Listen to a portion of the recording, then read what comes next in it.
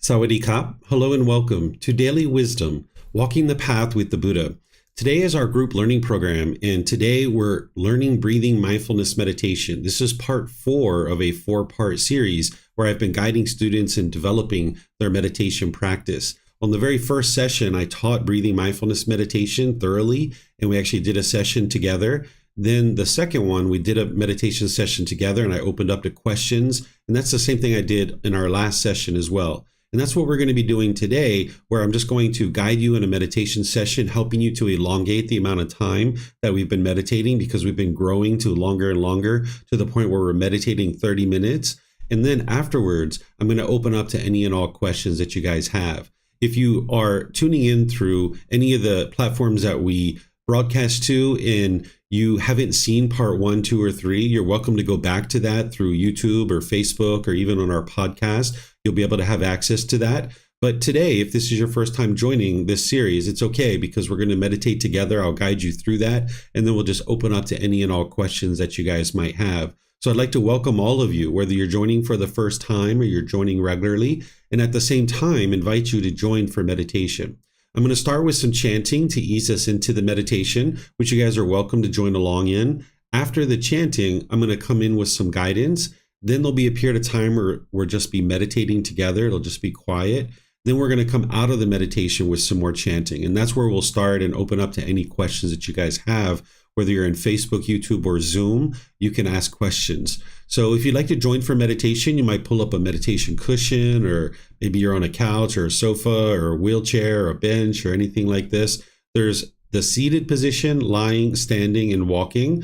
The first 3 work out really well for online learning: seated, lying, and standing, where the walking position doesn't typically work out. But if you know that and you would like to do it and you're in a situation where you are able to do that, then excellent. You can do the walking position if you like.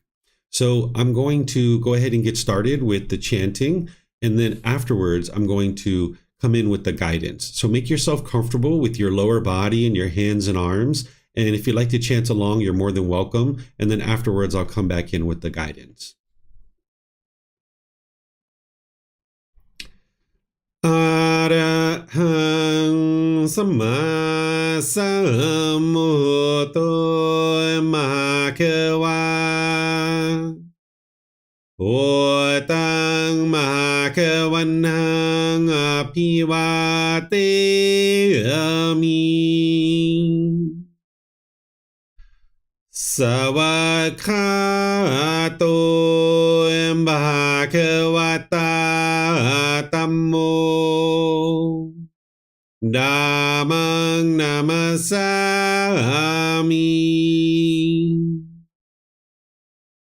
Supatipano Bhagavato Sāvaka Saṅkho Saṅghang Namami Namo Tassa Bhagavato Arahato Samma Sambuddhassa Namo Tassa Bhagavato Arahato Samma Sambuddhassa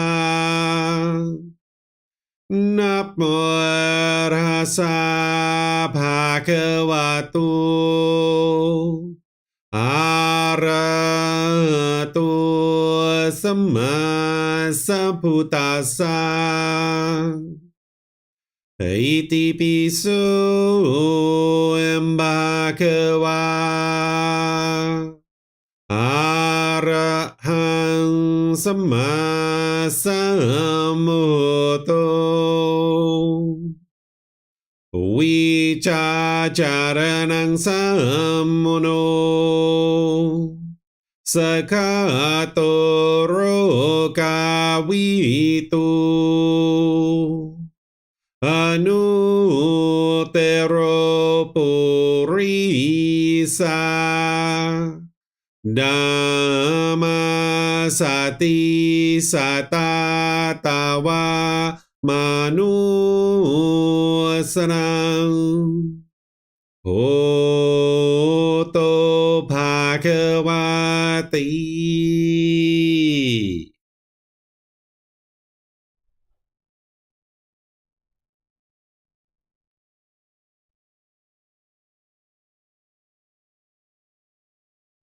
With the lower body and hands and arms comfortable, and the upper body erect, just close the eyes and start breathing in through the nose and out through the nose. Here you're just looking to establish the breath, a nice, natural, steady, consistent breath. Not forced or controlled, just a gradual inhale through the nose, experiencing the full breath. And then whenever you're ready, exhale out through the nose. Breathing in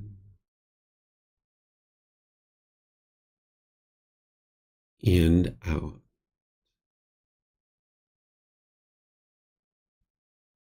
Breathing in and out. Your breath may not match up with the guidance that I'm providing, and that's okay.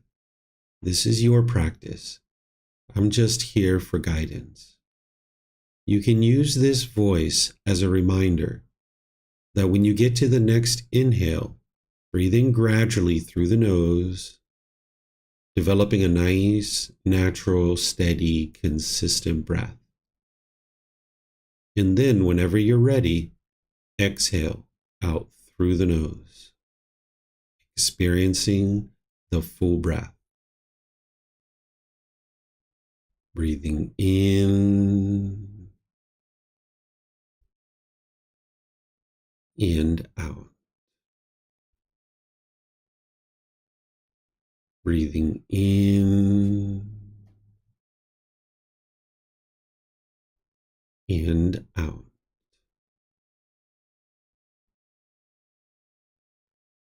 With the breath well established, start fixating the mind on the breath, either the sound of the breath coming into the nose or the sensation of air moving over the skin into the nose. The breath is the present moment. Fixate the mind on the breath, the present moment. Breathing in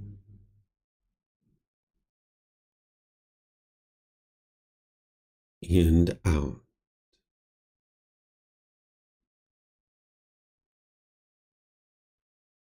Breathing in and out. With the mind fixated on the breath, whenever you notice that it moves off the breath, cut that off, let it go, and come back to the breath, the present moment. No need to observe the thought, label it, judge it, analyze it, or even try to figure out where it's coming from. Whenever you notice that the mind is moved off the breath, cut that off, let it go, and come back to the breath, the present moment. Breathing in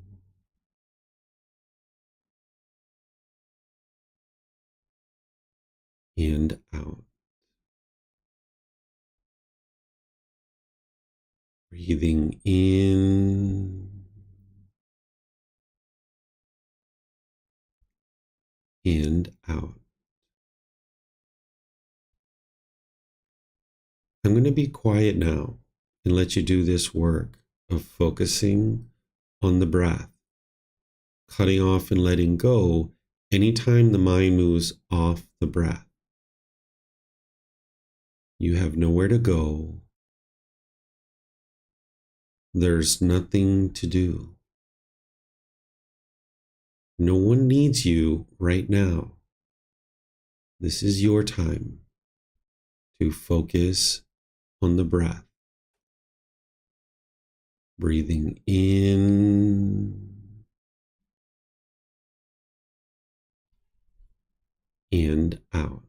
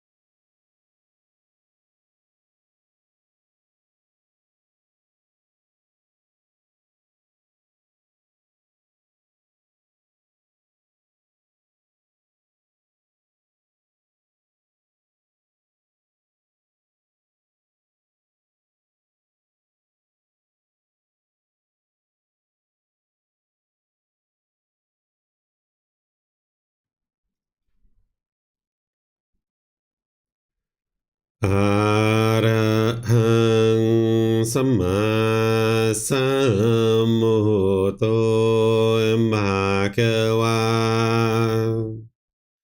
Otang Bhagavanhang Abhivateyami Savakato Bhagavata Tammo Dhammang Namasami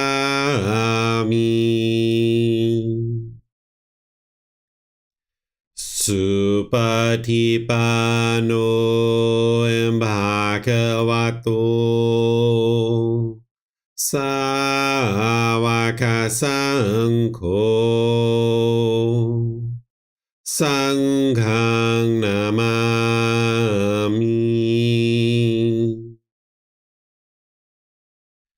Namo Rasa Bhagavato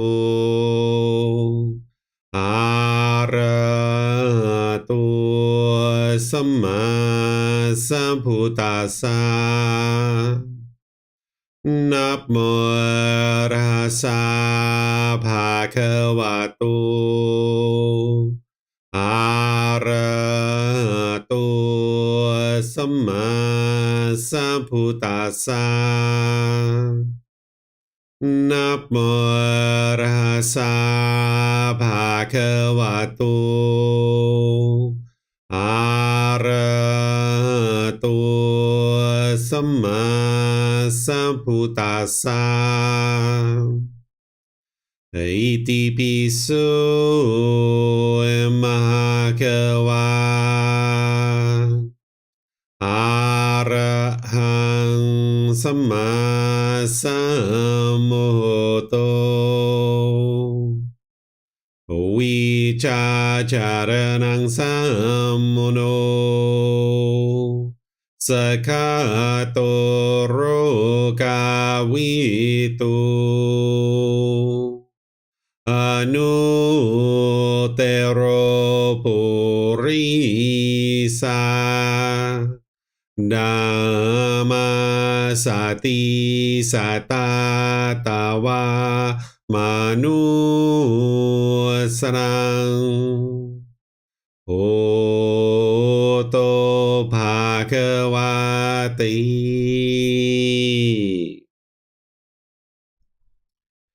Okay, if you guys would like to make your way out of meditation. Once again, welcome to everyone, whether you're joining for the first time or you're joining regularly. Nice to see all of you guys here. If you would like to ask questions, I'm going to open up to any and all questions that you guys might have related to any aspect of the path to enlightenment. You can ask questions about meditation if you'd like, or any other aspect that you like. You can put that into Facebook, YouTube, or Zoom, or you can raise your hand in Zoom electronically and then unmute yourself and ask any and all questions that you like. So it looks like Yusuf has a question. Okay, go ahead, Yusuf. Hello. Throughout this time I have been practicing, there were a lot of problems I faced, and that's normal.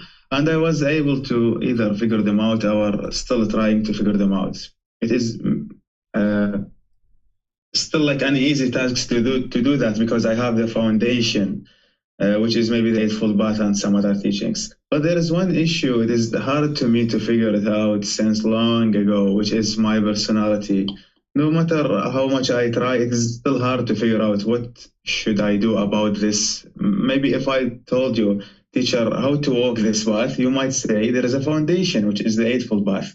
So do you maybe have anything that will help me to walk this way in a straightforward way, something to rely on to maybe guide me? I'm not telling you to tell me what to do, but if you have anything to say, that would be great. If you don't have anything to say and just stick with practice the Eightfold Path, that also would be a great answer.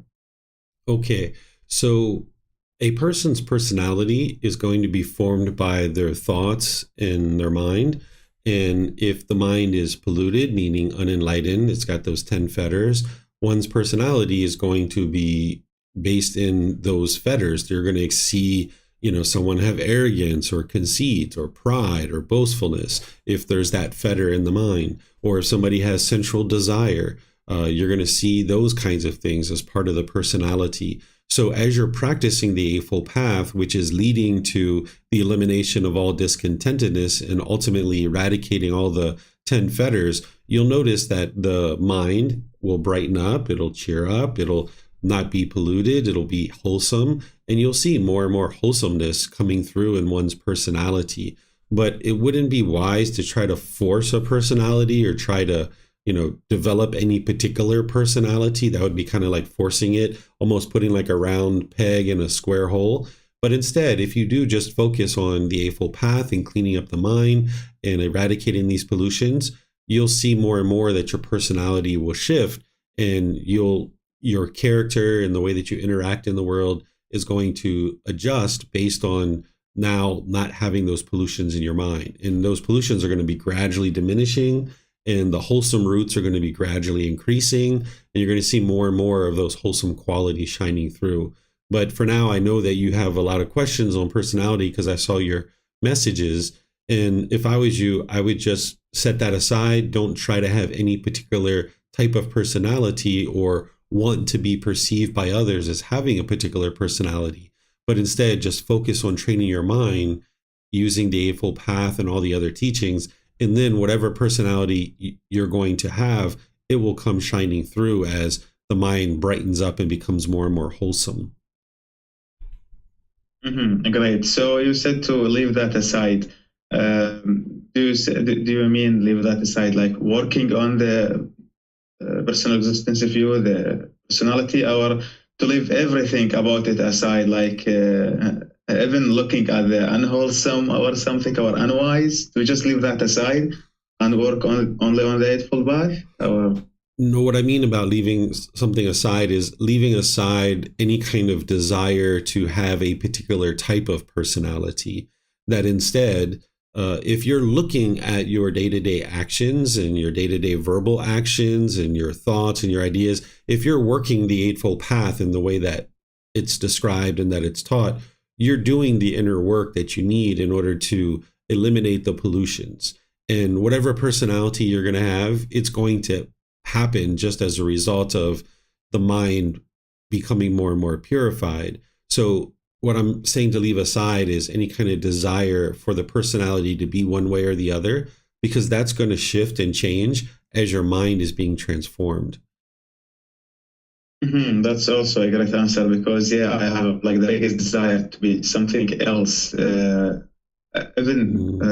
example, when I am searching maybe on Facebook or YouTube and I see another guy, my mind becomes like, oh, I just want to be that. When I watch a movie, I just want to be that. So any guy I see, my mind is, I just want to be that. So it is really like burdening my mind.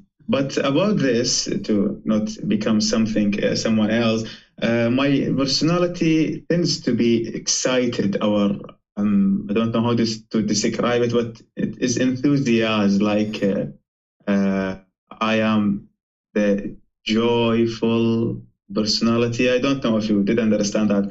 So should I try to maybe calm down this thing, or it is normal to be like excited in a wholesome way or something? I don't know how to describe it so that you understand what I mean fully. Yeah, if the mind is uplifted and it has energy and it's cheerful and it's unconditioned, that's what you would like to get to. When I mean unconditioned, it's not based on any condition. It's not like, oh, it's sunny outside, so I'm going to be cheerful. Or my bank account balance is here, so I'm going to be cheerful. Not that. That's conditional excitement or conditional happiness. But if you're just cheerful and bright and pleasant and pleased just pleased, this is unconditioned.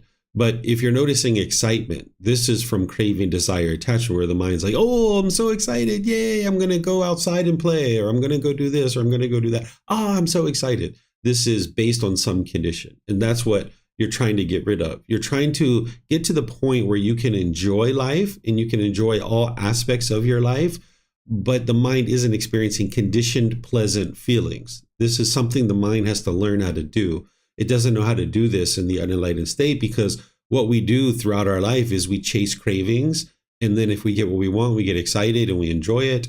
And if we don't get what we want, we get angry or sad and we don't enjoy it, right? So this is like conditional experiences. What you're looking to be able to get to is where you can just enjoy every aspect of your life, and there's no aspect of your life that you would change or have otherwise. Your life is going to change. There's going to be changes, but in terms of like your life, like where you live, the friends that you have in your life, the job that you have, the things that you do on a day-to-day basis, you just thoroughly enjoy what you're doing.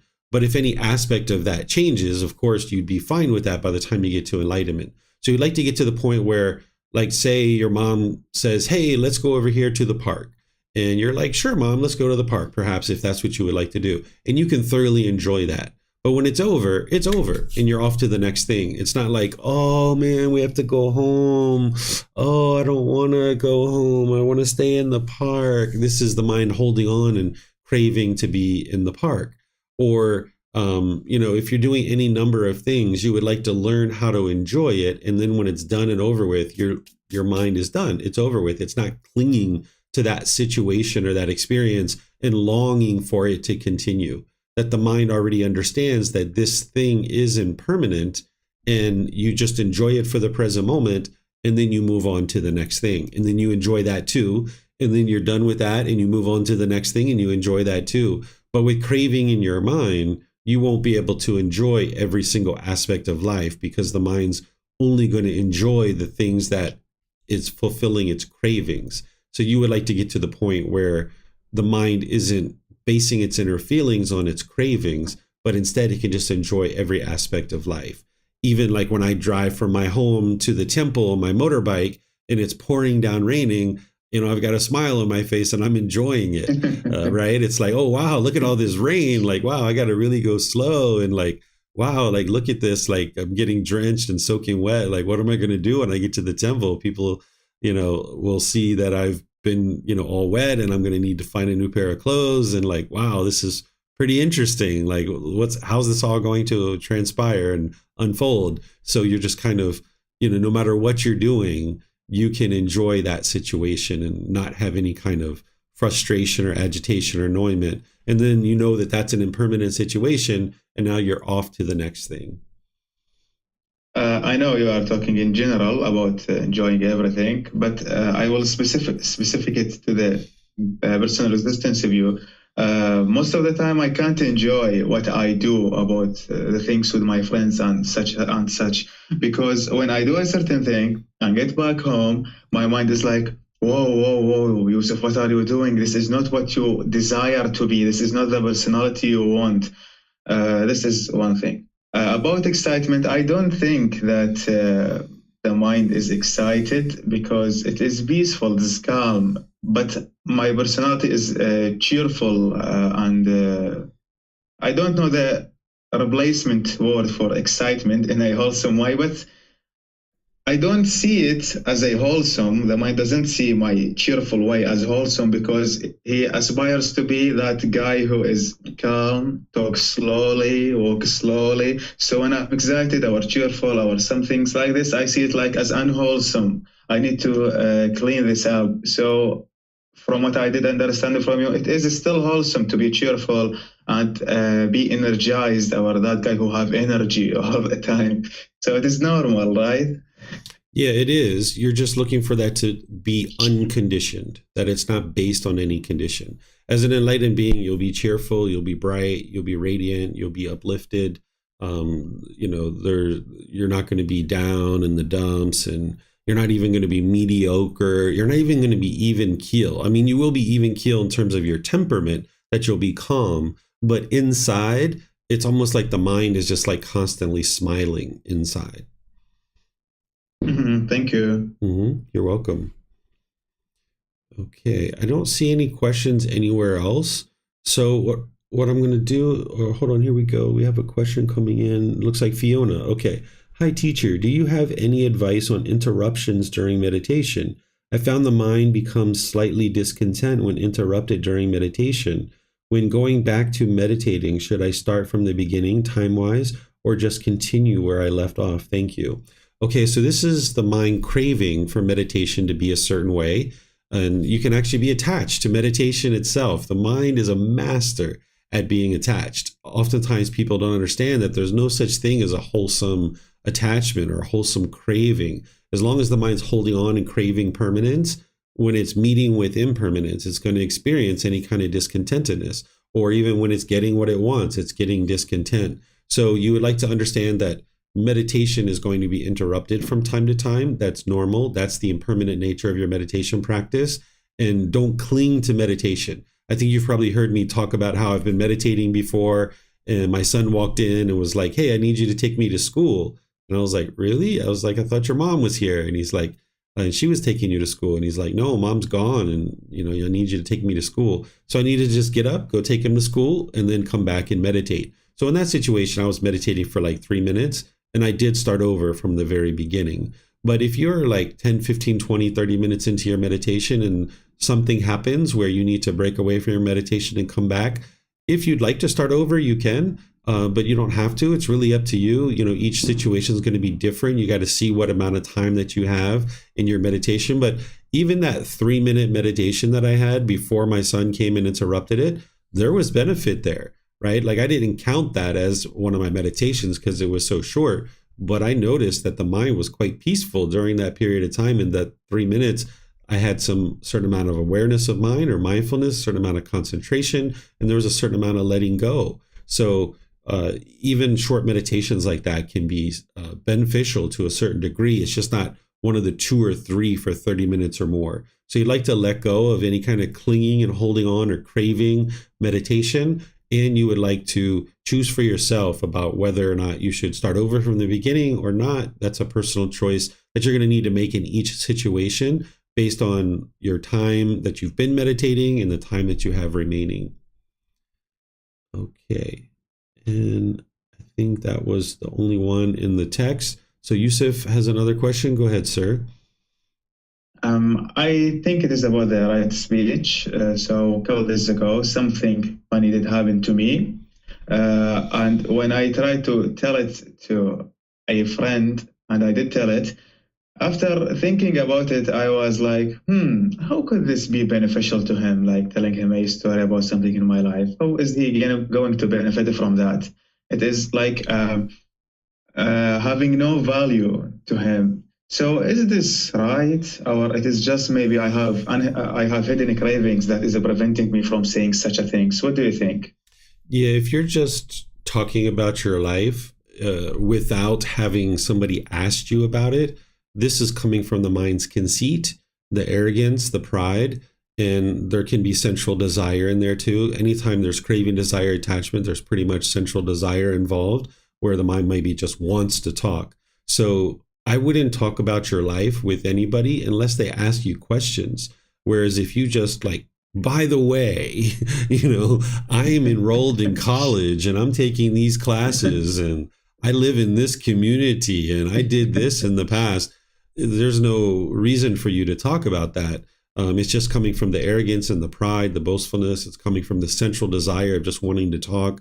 So, but if somebody asked you, like, by the way, Yusuf, where do you live? What do you do? What classes are you taking? These kinds of things. They're interested and they're asking you questions. And that's where you just give them whatever information that they're asking for. And you don't go on and on and on and on and on and add this and add that. And you don't become arrogant and boastful, right? If somebody is like, so what college classes do you have? Well, I'm taking this and that and this and that, and I'm getting an A over here. And over here, the teacher really likes me a lot. And I'm turning in this project and it's the most monumental project ever, right? Like this is coming from arrogance. But if it's like, hey, what classes are you taking? Oh, I'm taking this class, and that class. Oh, okay. How's it going for you? Oh, it's going great. I really enjoy the classes. I think the professor's really interesting and I'm learning a lot and I'm pleased that I took his class, right? So you like to be like clear and concise, but you can add a little bit of flavor in there, but you're not just looking to go on and on or allow the mind to be conceitful about it. So how to balance between what you just said and a couple days ago when you said it is not egoic or from the conceit to talk about something happened such as, hey, David, look, I had that dream. It is funny. You said it is okay. So you didn't ask me about it. I had what? I What didn't do you hear you. mean? You said that I said it was okay to say, "Hey, I had what? I had a dream." I had a dream. It is funny. Hear it, David. You said it is not ego. It is okay to say that. I wouldn't have said something like that. I wouldn't say that something's okay or not okay because I don't teach that way. Um, if you're talking about a dream to somebody, that would be if somebody asked you a question. I wouldn't just, by the way, I had this dream last night and oh my goodness, it was like this and like this and like that. Like, that's just ego. That's just arrogance. I wouldn't have said that. I think you've misunderstood something. You said it is in this situation of my life. Like maybe I think you meant as a beginner. It is still not egoic, and it is okay to tell someone about your dream. It is not the ego, or you just meant it is not the ego, but it is. It isn't okay to just go and blah blah about your dreams. No, I don't recall ever a time that you and I actually spoke about dreams. I think you're confusing something, Yusuf. That I wouldn't have said that it's okay to do something because that's like I'm setting a rule or a standard. I don't teach that way. It's up to each individual person to decide for themselves what they would like to talk about and what they wouldn't like to talk about. But if you proposed a topic and you said, "Hey, David, would it be okay for me to talk about my dreams?" I would have given you the guidance of, if somebody asked you about your dreams, then sure, that could be fine for you to talk about. Whether you choose to talk about it or not is up to you. But I wouldn't just kind of like come out of the blue and just start talking about your dreams with somebody. That isn't an ideal way to have a conversation.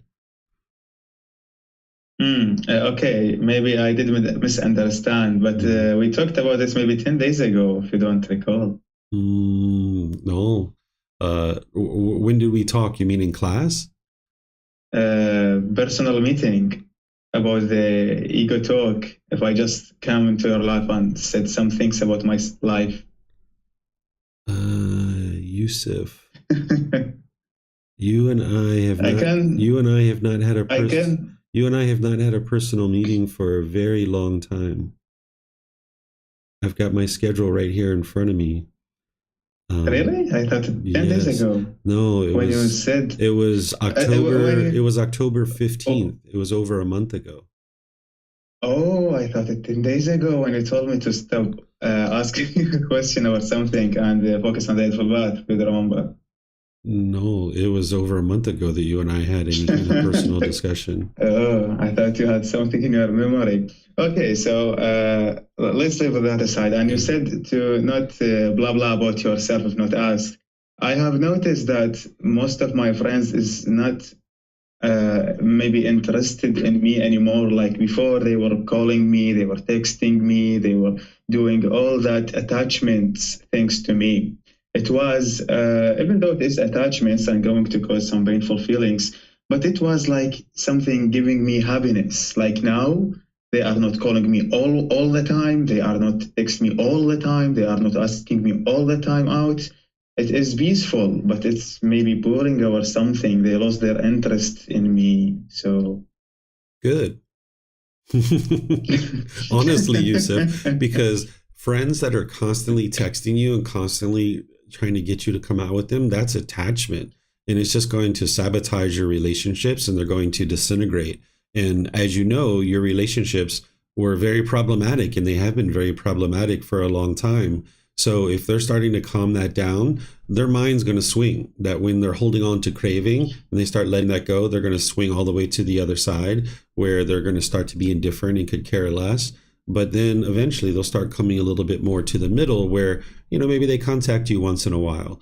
And if they're experiencing boredom or whatever, that's on them. It's not from you. But if you're experiencing boredom, that's because of your craving for this constant contact. In this situation, it sounds like that your mind is wanting that constant contact and feeling like you're important and wow, my friends are inviting me out. Instead, you're going to need to get to a middle ground here or a middle way where you understand that your friends will contact you sometimes and sometimes they won't. And as you see, there's a certain amount of peacefulness with that. You just got to let go of any kind of craving for your friends to contact you at any particular frequency. It is becoming boring to my mind or sad because in real life, so maybe I am in college and I am working with a friend. He just leave me and go to that friend who is doing all the kind of unwholesomeness. He is excited. He is sarcasming other people. So my mind is like, I did put myself in this situation by making them decrease their attachments to me. It is now almost I am becoming alone or something. They still love me, still care about me, still asking me out and texting me, but not as same as always. I miss that. I mean, as same as always. Yeah, the way you'll solve that is by eliminating your craving, because they are attached to you and you're attached to them. And you've got to distance yourself for a period of time to train the mind to let go. When you let go of that craving to them and wanting them, you'll eliminate the missing, you'll eliminate the boredom, the loneliness, you'll eliminate all that, and you'll be perfectly content alone, and you'll be perfectly content when you're spending time with your friends too. But right now, as long as there's a craving and the mind's not getting what it wants, which is the stimulation from your friends, you're going to be bored. You're going to be lonely. You're going to experience these other things like the sadness of like, oh my goodness, my friends aren't contacting me as much as they used to. So the more that you're experiencing those feelings, that means your cravings being triggered. And that's actually really good and really healthy for your mind. Just keep cutting that off and cutting that off. You contacting them and you spending time with them like you did before so much, that's not going to solve your problem. You would like to let the mind to fully let go here. And as it's fully let go, those feelings will be gone and you'll be able to be perfectly peaceful and joyful alone or perfectly peaceful and joyful with them. But right now, your mind can't be peaceful alone because you're feeling lonely, bored, you're feeling like you're missing them, you're feeling sad. That's because the craving is still there. It hasn't let go yet. The last question is to what better does shyness belongs to? It's mostly personal existence view because the mind is wanting to be perceived by others in a certain way. And when it's not being perceived that way, then there's shyness, or like the mind can be afraid. Like with shyness, there's even a little bit of fear in there usually, where the mind wants to be perceived by others in a certain way and it becomes shy.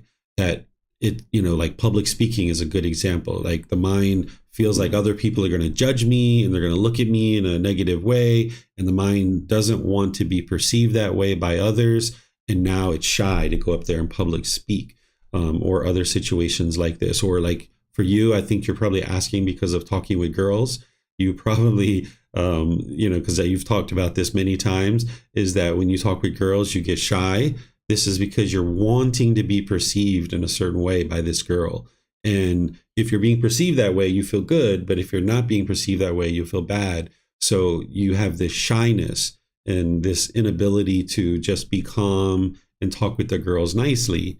And this actually hinders you. So by you getting rid of your personal existence view, you'll notice that you'll be completely comfortable talking with these people. And in some cases, they're going to perceive you in a negative light, but you'll be completely fine with that. And in some cases, they're going to perceive you as a positive light. If somebody's perceiving you in a negative light, that's something coming from their own mind. Of course, you would always like to look at, is there anything I'm doing? Am I being disrespectful or frustrated? Or am I being pessimistic? Am I complaining? Am I being arrogant and prideful? You'd like to always look at those things. But even if someone's arrogant and prideful and these kinds of things, if you are around an enlightened being, they're not going to look at you in a negative way. But for an unenlightened being, they will look at you in a negative way for those things.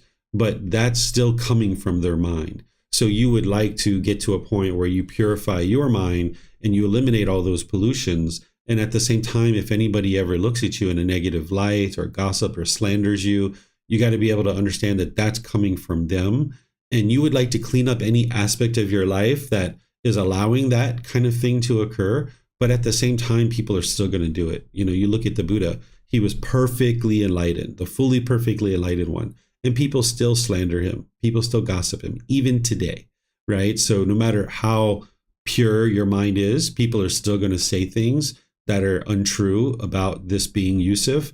But by you getting rid of personal existence view and all the other fetters, you'll be able to reside peaceful regardless of what people are choosing to say about you. Okay.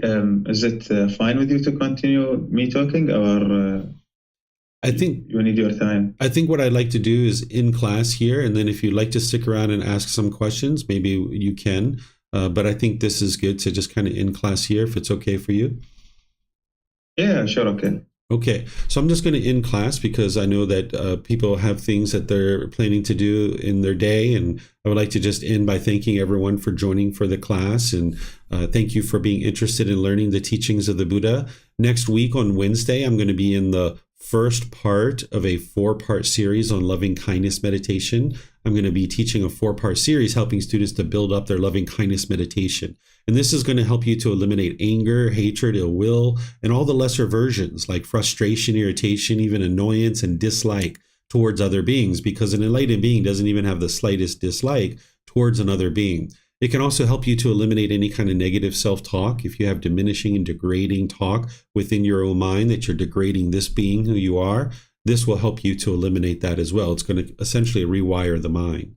This Sunday, I'm going to be teaching the 4 stages of enlightenment in the 10 fetters, helping you to understand what the individual fetters are and what the 4 stages of enlightenment are, how the mind moves through these 4 stages as you're eliminating the actual fetters. So you can attend that live either 9 a.m. or 9 p.m. on Sunday, and then the meditation classes on Wednesday. But if you can't attend live, then there's the recording on Facebook, YouTube, and in our podcast as well.